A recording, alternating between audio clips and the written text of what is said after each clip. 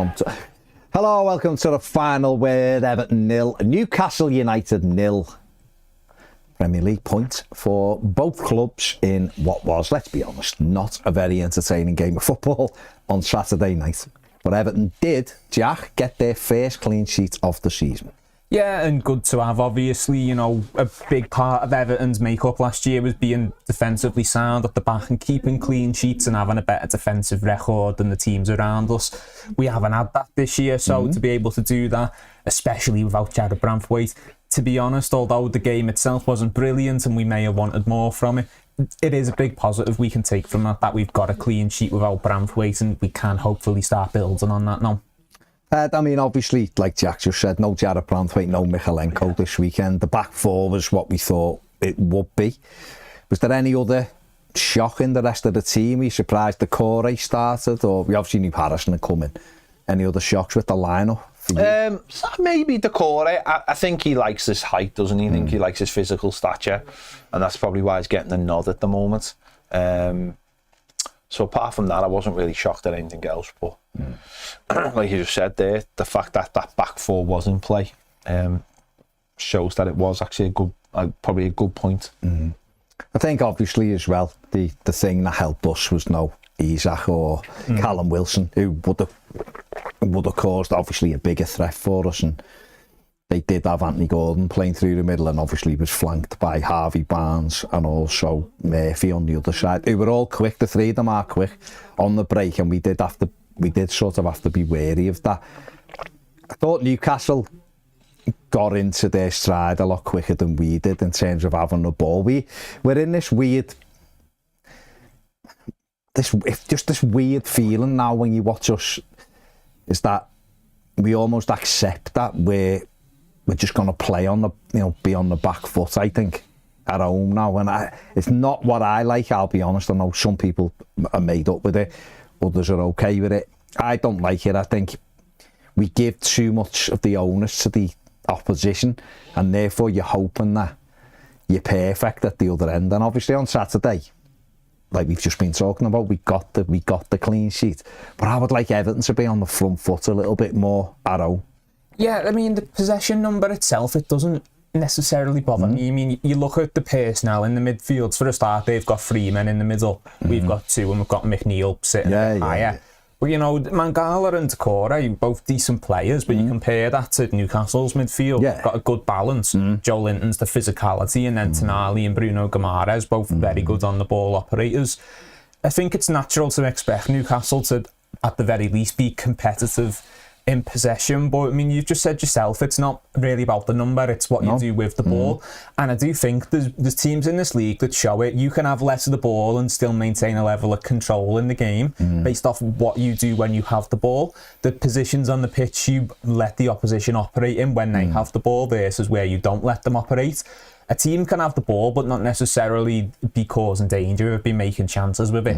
The problem is we let teams have the ball and they do cause danger and they do make chances, and that's the sticking point for me, and that probably will take more to address than simply getting the possession number itself up. Oh yeah, I'm not, again, don't get me wrong, it's not a possession number I'm looking for.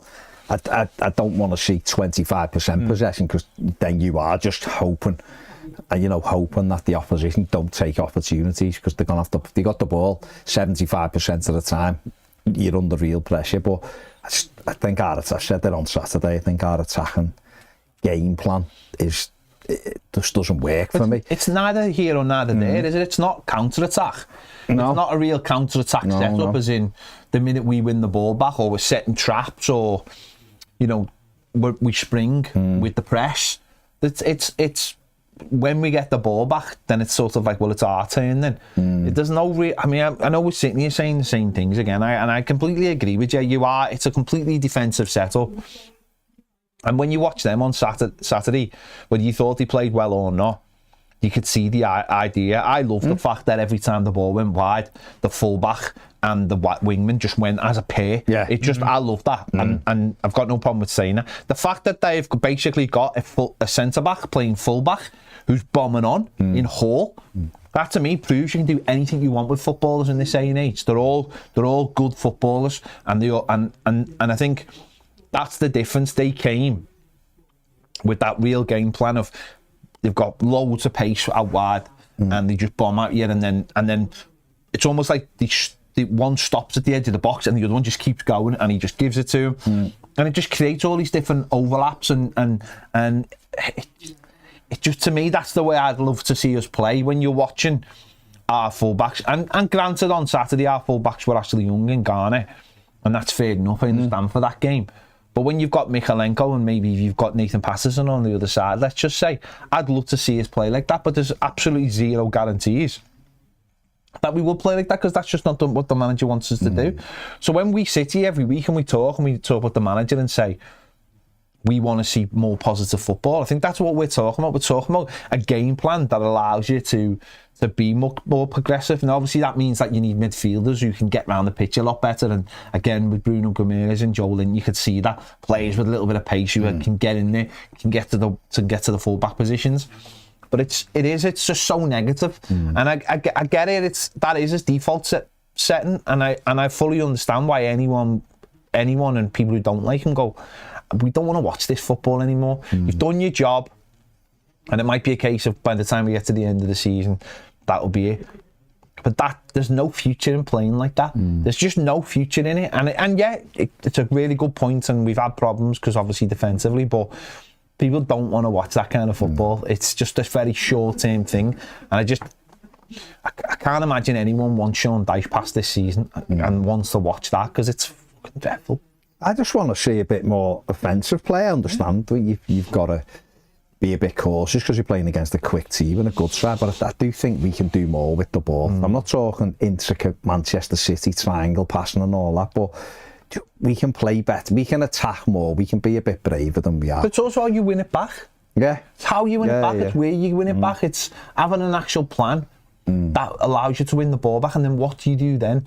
Do you get it into Njai quick? Do you get it onto McNeil in an advanced position? And I don't think there's any of that with us. It's just everything just... what's sad is everything just feels off the cuff for us, doesn't it? The other thing as well is, and again, I've said this before, it's not necessarily the manager this, giving it to Njai and just going, do something for us. Players have got to run. If you run off the ball, it'll give him space to move into, or it'll free up. I was watching Newcastle when they, like, granted, midfield players are better than what we are, I understand it. But being a talented footballer and being someone who can just run into space, there's not, you know what I mean? I don't need that much skill to just run into a bit of space. You should be practicing these. If Eddie Howe had Everton, for instance, he'd still have the same players. But I guarantee you, because when he took over Newcastle, they weren't great whatsoever, but they still played on the front foot a bit more.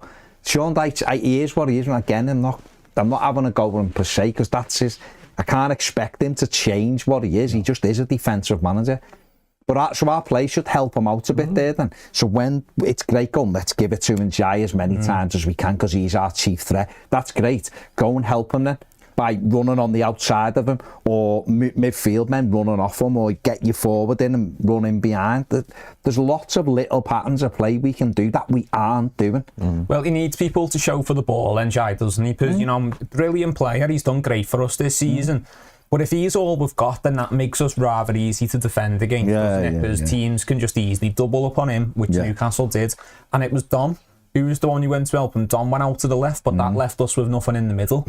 And the reason why we struggled there is because most teams in that situation, their fullback goes round the other side and they take a man with them. And we just simply don't do that as a team, and that's where we're selling ourselves short, I think. And when Mykolenko's back, the first thing I'd be working on with him if I was a coach at Everton was just teaching him to run up and down. Every time the ball goes to the left, you go up the pitch as well, and you go outside. Listen, look, I know that's not his game, and I know he's not brilliant on the ball. I'm not saying overnight you can make him into a brilliant, complete attacking wing back. No. He's not going to be Luca Dean. No. He's not going to have Leighton Baines left foot. I understand that, but simply showing up in that space will help Njai massively, because suddenly teams can't double up on him. So they've got a man going round the other side, and even if they know he's probably not getting the ball, they still have to cover that run, and they still need to fill that space. And then Njai's back one-on-one and he can win that duel. And that in itself, one simple thing, and that's not going to cripple you defensively. That's not going to bring the wall crashing down of Everton's defensive structure.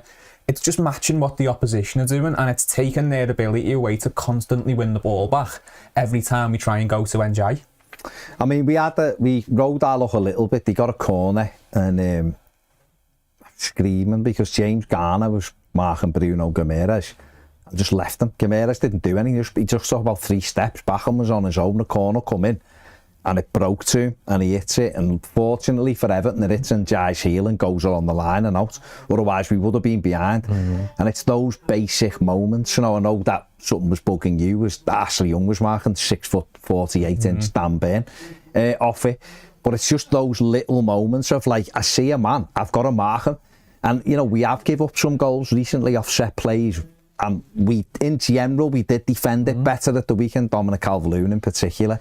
But it's those moments, isn't it, where, and again, I'm not even putting this on Sean Dyche, because I'm sure Sean Dyche would have been fuming if that had ended up, because Garner there has got to just look and go, he's on his own, I have to go and stand by him and mark him. I can't just go, well, my zone is to this line and he's 1 foot over that line, so I can't leave it, because we could have been behind and it would have been a long way back from that. Having said that, I thought James Garner did have a good game at the weekend. The first 15-20 minutes I thought Harvey Barnes was pulling him, and because Hall was going on the outside, he was a little bit caught between two worlds. But after that, I thought he got better and better, and he ended up putting in a really solid performance against, you know, over on that left-hand side. Yeah, he probably looked fit, his fittest he's been this season. And I think that, you know, the fact that they obviously didn't score in the first 15 minutes, that was his bedding in time. Yeah. And he did get shown off for pace a couple of times. I think he just settled it down then, and I think the whole defence settled down more than anything, and getting that line right as well, that defensive line, because I know a couple of times they got sort of in between him and the full centre-back, but he was offside, and obviously you hold your breath when you're a fan watching, but if you're a player, you've got to trust that line is great. Yeah, and he's an intelligent player, and the fact that they did have pace in the wide areas, and they changed that a couple of times. I think Gordon went out there in the second half, didn't he? And they changed it a couple of times, and for the most part, he's an intelligent player. He didn't get sucked in too much, and you could the way the makeup of the midfield is. You could probably see him staying in there. Nathan Patterson coming back for the next game, but Nathan Patterson staying on the bench, and then maybe for the last 20 minutes, Garner might go into midfield and he might go to right back. We'll see. Yeah. The way the manager likes making his subs. He did put in a brilliant cross for Adelaide Corey. He finished it with a great header. He was offside, obviously, but it was a great cross. The pity for me was we didn't get him in them advanced positions at any other time when we've got such a good header of the ball in Dominic Calvert-Lewin. We just didn't give any of those kind of crosses, and that's a frustration for me. Yeah, it goes back to our system though, doesn't it? And the freedom we allow our fullbacks. He's shown when he's in that space what he can do. So it was a great delivery. Okay, he's offside, but it doesn't change the fact that it was a good delivery. You know, Garner's done his job to Corey. He's just been ever so slightly caught out, hasn't he? And I do think we do, if he is going to play at right back, we do need to give him the space, because ultimately that's what he'll offer us at right back.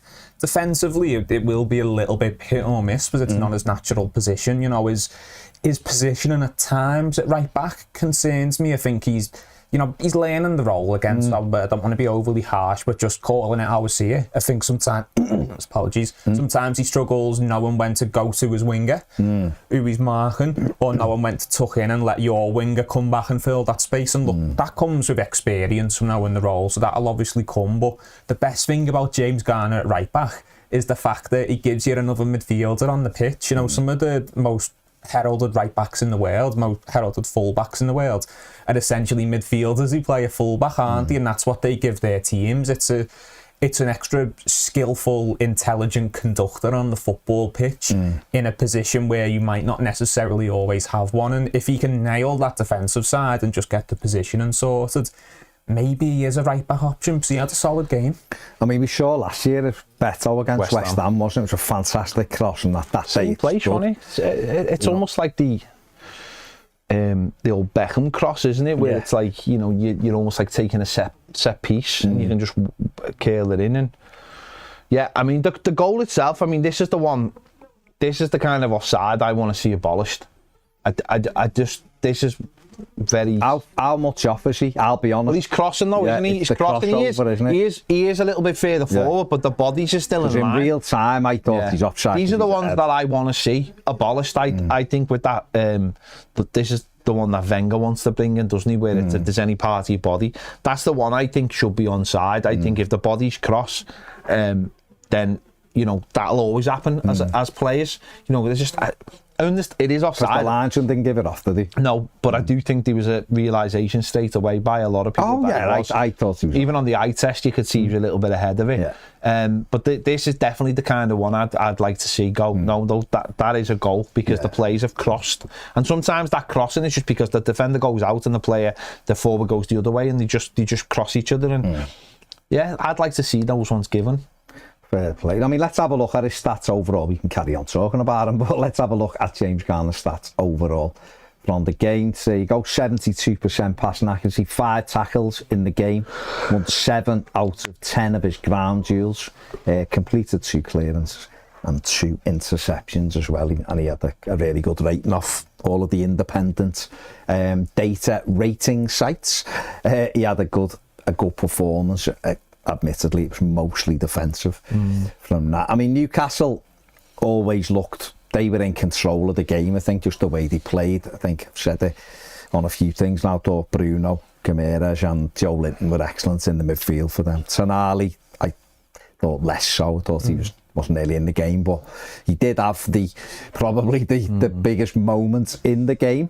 For Newcastle's penalty, I admit at the time, and I think I said this on my Mathew action because I hadn't seen it again, I didn't see it, and people were saying to me, oh, it's just holding in the box. So I was like, oh, if that's the case, there'll be 5 or 6 of these every week. When I watched it, I was like, no, that isn't holding. That's just ridiculous wrestling from Tarkowski. I don't know what he was thinking of. We've got the stills. It's crazy for me. Newcastle, it's a short work the ball wide, don't they? Gets played back. We've got him in the middle. There's the big pack of players. The circle now as they're coming together. Ned shaking on for us. Gets played back and it's going to be thrown in. They're still circled, the 2 players. It's now that he's got hold of him. It comes back onto the left foot. It's going to be curled in. Again, Tarkowski now in the action of doing it. And you can see, I mean, hold of him in both. Throwing him to the floor isn't... And you see, what the thing I don't understand with this is if Tarkowski just sort of does what most do, where he just sort of has the arms around him but not locked, like blocking him. Tonali's not really beating him with that. And you can block his run anyway. I don't know why he's blocking his run anyway. I don't know why he's doing it anyway. Why has he got hold of him now? And why does he keep hold of him? And what's he doing? Throwing him on? Swing is what gives it away, isn't it? VAR will pick this up all the time. I don't know. Honestly, it's a stonewall penalty. I don't understand what he's doing. And frustrating as well from, a senior player in the team who you expect to be reliable and someone who you would assume has that knowledge of what you can and can't get away with in the box. You are allowed a little bit of the push and pull. And, you can... It's not a no-contact sport at the end of the day, but what he's done there, I really don't know what he was expecting. But like you say, why is he holding him in the first place? Why is he so worried about him anyway? I've never seen him do anything off a set piece. He's not like bloody... He's not dumb, is he, at the other end? No, if it was him and Ben, you can understand if those two were doing that to each other. I don't get that at all. And the ball just went out for a goal kick. Sailed over him anyway. Just like, what are you doing? It's stupid. Concentrate on just defending. You would deal with it. Stupid. Really, really could have let us down there. And well, if it wasn't for Jordan Pickford, he would have really let us down. Well, it was correctly awarded. I mean, the only head scratcher in the ground was why the referee took so long to... I mean, what do you think here? Because if you look at it, it's a penalty, right? So they've sent him the screen. Do you think he has to go the screen, or do you think VAR should have just No, I think he should go the screen. He's got to go I think he should go the screen on every... So why do you think he took so long? Because I think on first view, you go, that's a penalty. Maybe to see if it was... Sometimes what can happen is, and I can understand this, is that he might have had hold of Tarkowski, and Tarkowski might have been literally throwing him off. And that does happen. players are very good at the old, like, you know, there's the famous one of grabbing hold of someone's wrist and dragging them down, and if they fall on top of you, it looks like they've pulled you down to the ground. It's an old centre forward trick. So you could see that, or you know, sometimes half a dozen of the other kind of things. So he's gone and he's checked. I'm not sure why it took so long, but he has come to the right conclusion. The right conclusion. I mean, I don't know, we haven't got a penalty at Newcastle for a very similar thing, didn't we, last season? That Ashley Young, I think, was dragged down in the box stupidly, and Tarkowski, you know, done that. The right decision, absolutely a penalty. Obviously, Anthony Gordon decides that he's going to take it. He did take their penalty last week and scored it, so fair enough. A lot of stuff went on around it. Gameplay from both of them. Pickford not being in his goal, Gordon refusing to put the ball on the spot till he was ready, which is his prerogative. The longer it went on, the more sort of pressure it creates, and Jordan Pickford guessed the right way. Jack wasn't a great penalty, but he guessed the right way and made a huge save. Yeah, I mean, actually, one of the reasons why it went on for so long, and they point this out on the commentary, is I think it's like part of Gordon's actual routine that he wants to make the keeper wait. You know, you could see through he had the ball, he's staring at the ball, like he wants to build that tension up and well, each to his own. But it was a poor penalty, and obviously on the screen they showed the graphic of where his last few penalties are when he took two before it. Neither on the graphic looked like brilliant penalties. Neither of them were placed right in the corners. So he's stepping up, and obviously you're thinking, well, you know, wouldn't it be typical if he scored after everything that's went on there? But then you're also looking, going, well, you know, his past two penalties aren't the best, and then this one's not the greatest either. And Pickford obviously pulls off the side. Big reaction in the ground. Big reaction from Decore as well, who jumps in front of him, lets him know, and it's very telling, that, wasn't it? Yeah, I think there's been a lot of rewritten history about Anthony Gordon, and a lot of stuff that hasn't been put out there about his antics, and this is why more and more things have come out, and maybe it's why Everton put it out as well, because without coming out and saying things, a lot of the stuff that went on meant his exit from Everton was less than... Because a lot of players leave and you go, okay, you might be a bit upset they're going, but you sort of go, okay. It has been re-engineered, like he was driven out the club. Everyone sort of forgot that he wanted to leave in the summer and wasn't happy that he didn't go to Chelsea. Chelsea didn't bid the proper money for him, so that's why that move didn't happen.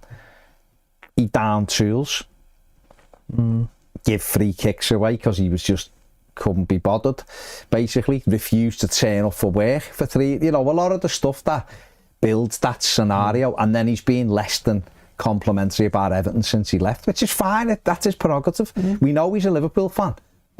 That is the least thing for me. I don't care. I hope we get more players who play for us who are Reds. It doesn't bother me as long as they do the business, right? But obviously for me, watching him in real time on Saturday, him reacting to the crowd singing Red and White, and he's like nodding his head to them and walking up and smiling and winking and all that. That to me is a player who isn't in the game. And we saw this happened with Wayne Rooney. After a bit, he just come to Goodison and he just couldn't perform, and Alex Ferguson took him out in the end and went, you're not playing because it just gets in your head. I don't know whether Gordon will go down that route, but Saturday some of his antics were leaning on that, where if he was... I just think to people like Steven Gerrard, who got pelters at Goodison, always performed, always performed, didn't play to the crowd, performed and then celebrated. And if Anthony Gordon would have slotted the penalty, he would have gone up and give it the owl or shush or the ears or, well, of course, and I've got no issue with that either. It is what it is, but Jordan Pickford made a brilliant save. Well, great save because it's an important save, and obviously that kicked the atmosphere up a little bit more, didn't it? Yeah, it was like scoring, wasn't it? It really was like scoring, because it was a big moment. You know, Everton going behind to that Newcastle side, you would have, and everything had built up, and it was because there was a little bit of time, obviously, between penalty given and, the incident and how long it took to actually take. It did crank it up a little bit. And, by the time he took it and he missed it. And as you said, there's so much to the Corey thing I just found very interesting, because of course the Corey fell out with Frank Lampard, so you're like, well, was that something to do with the situation with him? I don't know. I'm just saying. Yeah. Very, very interesting, you know. And you know, hasn't it been out there though that he was given preferential treatment and a few of the players didn't appreciate maybe it? I mean, listen, I don't know. I'm not going to go into it, but no. But it's all the stuff, and then Everton put the tweet out yesterday, and that kicked it up again with, like, Sir Carragher and some ex-Everton employees not too happy, unprofessionalism and all this. It's like, shut up. Football is still fundamentally a game that we can enjoy, and one of the big parts of football is the rivalries we create along the way. And villains, yeah, it is. Of course, it's a narrative. Big part of the Premier League now is about narratives. It's the story behind it all. It's the story that drives it. It's what keeps it alive all week when there isn't any games. It's the stories you tell, and this is a big part of it. And Anthony Gordon lost this one, and in terms of what happened on the day. And Jordan Pickford won it. And Jordan Pickford, don't forget, let's look at the other side of it. Jordan Pickford's had to take some absolutely terrible abuse from the Newcastle fans. And sometimes it's okay. You look at it, it's a joke with all the, you know, all the stuff they sing towards him. But there's been unsavoury stuff as well. Let's not forget. Well, while he was out with his family. Yeah. We've heard stuff that it got really, really bad. And listen, they love giving it to him, and he's matured. And and there was a time where Jordan Pickford that it affect him. And and now, and Anthony Gordon's on the other way, and that's football. I've said before, and I have no problem. I understand. Look, you've got to look after your players and everything, but players have got to have a professional mentality. If you've got a problem with social media, don't go on social media. If you're a professional footballer, it's for the fans anyway. That's for us. You're a professional footballer, you know. The kid at Tottenham got told, stay off it. Yeah. Stay off Look it. at him now. Yeah, stay off social media. I think, though, ironically, to be honest, and people can correct me if they're different, but like, I wouldn't be surprised if Gordon himself isn't bothered. Yeah. I think it seems like a lot of people are offended on his behalf. But I think you mentioned, you know, earlier... Barber should be offended. No, but, you know, you mentioned earlier with, you know, the crowd giving him a bit and he's bobbing along to it. And, you know, when they were at Goodison the other year and they won and you're going down I think he likes all that. I think and that's his prerogative. That's fine. He can act however he wants. It's his own career. The Newcastle fans probably appreciate it. He might like the idea of how I get on these nerves. You know what? He's a scouser, and you know we like to be wind-up merchants, don't we? We like to get under people's skin, and I think he probably, you know, while I'm sure there probably are areas of the relationship with the Everton fan base where there probably have been unsavoury incidents that he's probably felt too far. I think overall, I think he likes the idea of, you know, I'll go to Goodison and they'll all hate me. I'm proper under this. And I'll score. And what I would say is... One day he will score against us and he'll celebrate. And that's all it is. It's all the crying. What I would say is absolutely nothing. None of these players should ever go and play in Italy. For God, oh my God. Wouldn't be able to handle they wouldn't be able to leave the house. What we, like, you know, seeing stuff like, oh, they chased after his car. No, they didn't. Three lads tried to speak to him. And he drove off on them. And he was laughing. And he drove off on them.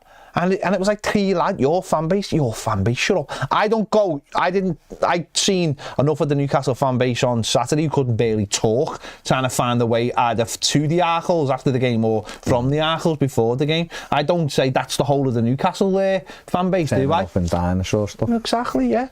There's loads of Newcastle fans who are great and they'll be idiots, the same as with any fan base. That's footy, isn't it? And listen, Pickford said that he was the hero. Obviously they hate him and let him know they hate him, but that was a big save at that moment. In fact, Gordon I thought he should have gone for goal. They had a really good chance near the end of the first half and he cushioned it down where I thought he should have headed it at the goal. It looked like he was on I think it was too high. Maybe, yeah. I thought he made the right decision, Joe Linton. But we didn't really have... From the other perspective, attacking perspective, Dom had a run that he had to pick up himself and go on his own, and he hit a shot which Pope could have probably throw a hat on it, like they say in FIFA. It was, you know, a Pope's hat. Pope's hat. What's that called? If you don't know this, then that's bad. That's bad. Shocking. Stick his card off him. Half time, 0-0. Second half come out. We couldn't really get into it again. They were on the front foot again. There was that moment though where the stadium gasped when Joe Linton decided to have a run with Mangala, who was about 10 yards ahead of him. Joe Linton just knocked it past them and just left them for dead. Cut it back, and then Gordon and Gameras got in each other's way and Bruno. G ends up putting it over the bar. He should have really done better, scooped it over with his left foot. But that was a bit of a warning sign for us. And in the main, though, I thought Everton, in the main, did sort of defend everything they needed to, really. It was the offensive side that really was, for me, was lacking. It was just, I just felt sorry for Dominic Calvert-Lewin because, listen, can he be better? Yeah. But just whacking a ball up to him and not having anyone near him. I don't know what, I don't know what else you want him to do. It's garbage. You know what I mean? It's just like, you can't get, you're right, so you've got Njai, and I think Njai had 10 dribbles, 5 of them successful.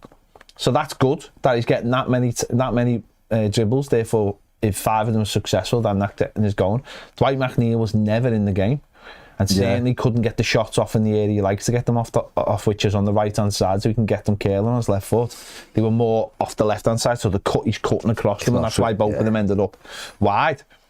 Caught both of them well. No, he just caught them both of them well. He just caught them closer to the corner flag. Harrison never really got into the game, and it was and apart from the Corey chance, it was obviously the one that was given offside. There was very little there until we got to that, obviously the little spell towards the end where, you know, I'm sure we'll come on to. It's just that when you play better sides and they're not a little bit quicker than you, a lot quicker than you, it's going to be really difficult, and it's the way we play just doesn't help, and they purposely put Dan Brown on Dan. I've done this. You have. It's Dan Burn. He's not a bloody. It's not the author from the Da Vinci Code, isn't he? No, it's unless it is. I don't think it is. But he's definitely Dan Burn. Yeah, no, Dan Burn. I just like to have the Da Vinci Code conversation. Fair enough. It's just like to see. Again, Catholic Church just wanted to bring that into it. Fair enough. Still doesn't know what a pope. I don't know why would I know what a pope's hat's called? He's your boy. Because he's literally your boy. He's your boy. He's literally your boy. Bring him up. Yeah. Hey, Franny. It's the middleman between the big fella. Are you looking now? I'm looking right now. It's not a fez. This is great stuff. No, it's when you're throwing the ball up to Dan Burns all over him.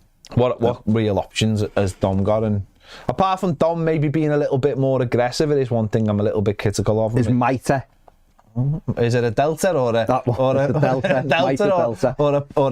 a Max? It's Mitre. I was thinking of his little one. I'd like to see Dom be a bit more aggressive in his game, but apart from that, what's he supposed to do? And if no one's reading when he did win the ball, if no one's off it, then again, what's it?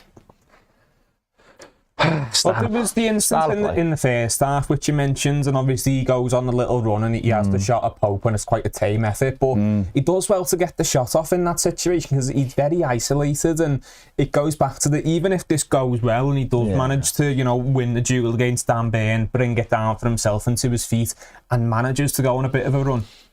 But, you know, what are we expecting from him there? You know what I mean? Because if he's on his own and they've got 3 men back, there's still a lot to do, you know. Getting there in the first place when you're up against someone like Dan Burn, who's a colossus, it's hard enough. But then the next part, if you're on your own, is even harder. Yeah, no, it was. But we did have the biggest moment in the game for us, which was the non-penalty, which I think we're all unanimous in. It was a penalty. I thought live it was a penalty because I couldn't see how it wouldn't be. Nick Pope makes it great. So we've got the stills here. Let's see.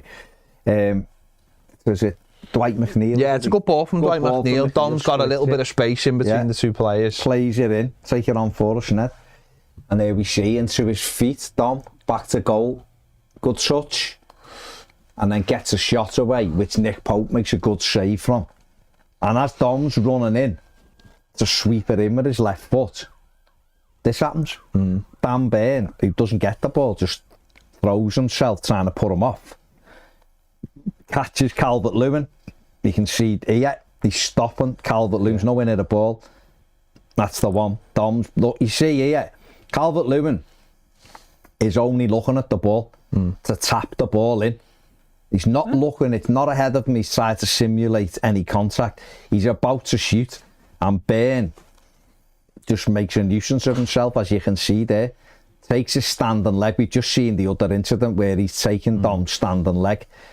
And, I mean, the other thing is it rolls free to Idrissa Garner and he blazes over the crossbar, which would have made it all, well, possibly would have made it mute. I mean, he might have looked at it and give a foul, I don't know. But I don't know how, if I shoot and a keeper parries it and I'm looking at the ball, I draw my foot back to kick it.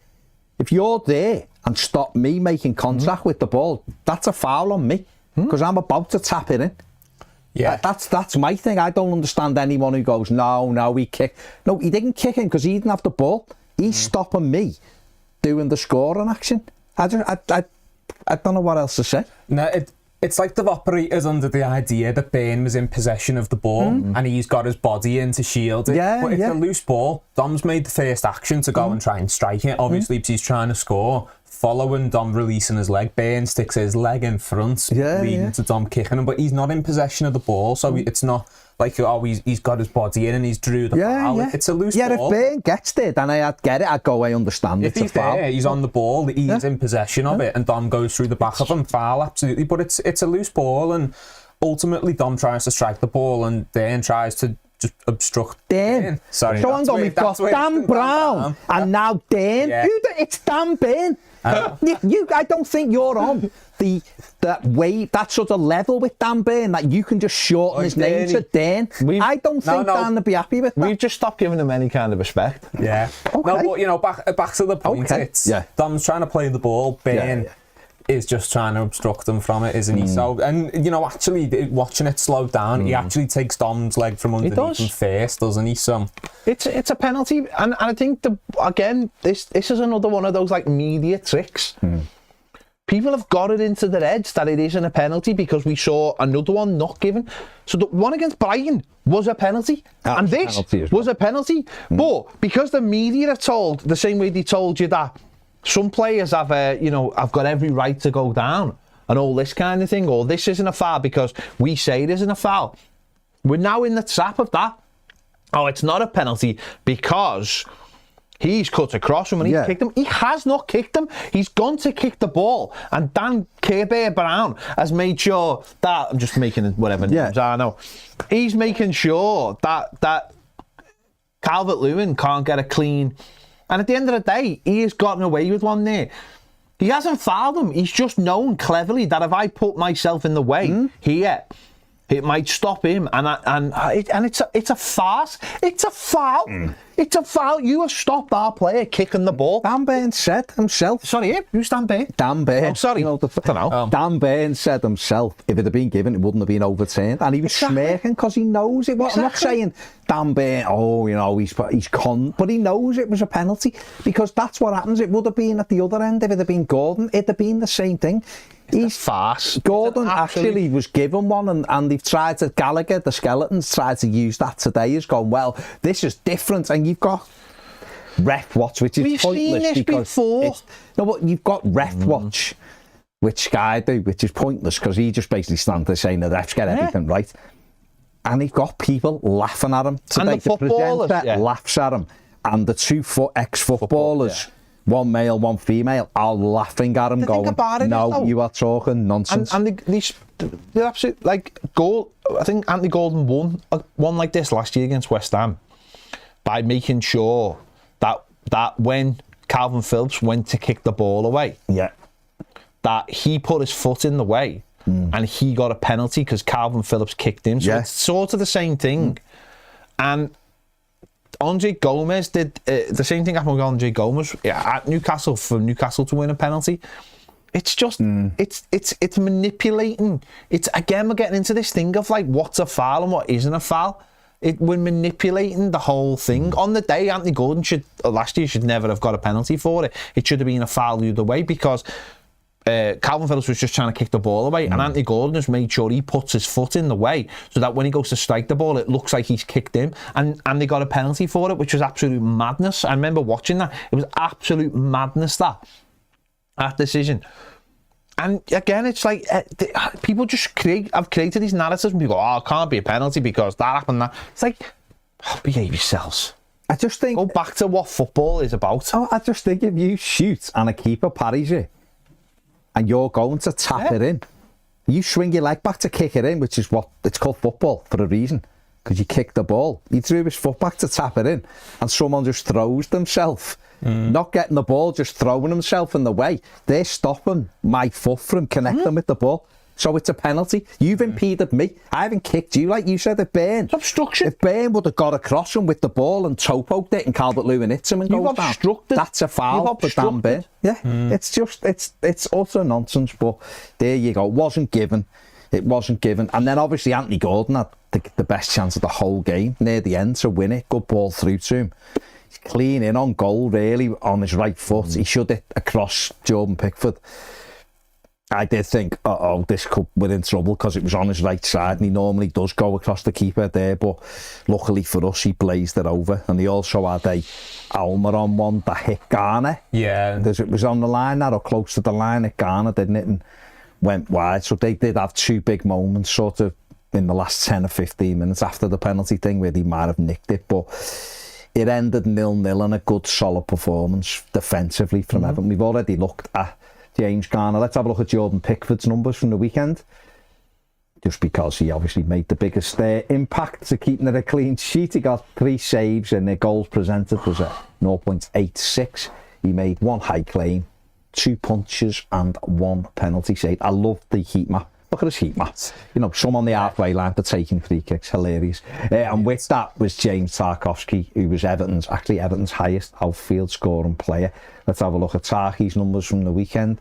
78% passing accuracy, 4 tackles in the game, won 6 out of his 7 ground duels, completed 10 clearances, and won at 100% of his aerial duels won as well, which you'd expect. It also doesn't say produced 1 stupid wrestling moment, which could have cost Everton. But that'd be quite interesting, though. It did, though, wouldn't it? Just had a little category for wrestling moments. Yeah, just to see how many could get up there. Stupid wrestling moments. Expected smackdowns. Yeah. Because it was a bit crazy. 0.5 expected. There you go.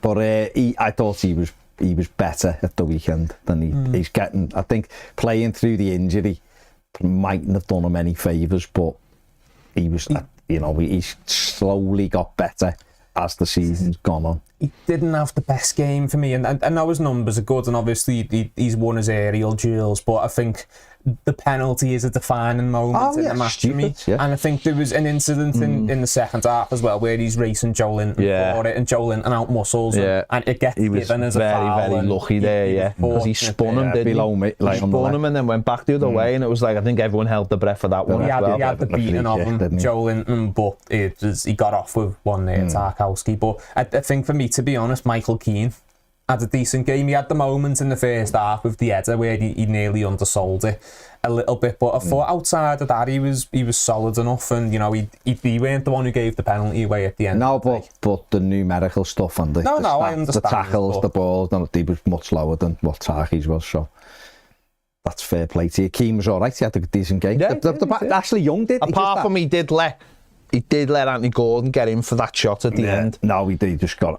But Ashley Young done all right as well. But when you looked at his numbers, I was surprised. I thought he had more impact. When I looked through his numbers, he didn't have many touches at all. But he done what he had to do. So it was just a better, solid performance, obviously resulting in the clean sheet. Let's have a look at the overall stats from the game. Everton 0, Newcastle United 0. 8 shots to Everton, 14 for Newcastle, 3 on target for the Geordies, just 2 for Everton, and 68% possession. Listen, we had anything but a possession side, but we're even lower than our sweet spot there, aren't we? The sweet spot. 5% off. Yeah, 36 to 40. Normally 37 is a sweet spot. That is the sweet spot. We've ended up with a 0-0. It's 3 games unbeaten. 2 ways to look at it, isn't it? It's 6 wins since the middle of December. We're in October. Or it's 1 win in 7, or it's 3 games unbeaten. So there you go. That's the way to look at it. Hopefully going into this international break now, we can get, fingers crossed, we can get Branthwaite back for Ipswich or close to it. Michalenko, the same. Obviously the likes of Breuer will be, something come out the other day, didn't he? Silvino said that Everton had told me be fully fit in 5 weeks. So it just means there's more options. I think Yusuf Chimiti as well obviously there'll be another 3 weeks. Seamus Coleman is another one, Patterson. So the manager should have 5 or 6 more bodies after this international break going into what is very, very winnable block of games next time out for Everton before the next international break. And then obviously, because December's very tricky, so we have got to start getting some wins on the board. But it ended 0-0 at Goodison Park. I give Pickford man of the match. Who did you give? Yeah, Pickford, I think. It's because he made the key. He made the key moment, didn't he? We're continuing on Toffee TV Premier now. So if you're a Premier member, we'll see you in a minute. If not, the link is in the description if you want to become one. Make sure you give the video a thumbs up, subscribe. If you haven't, leave your comments in the comment section below. See you later.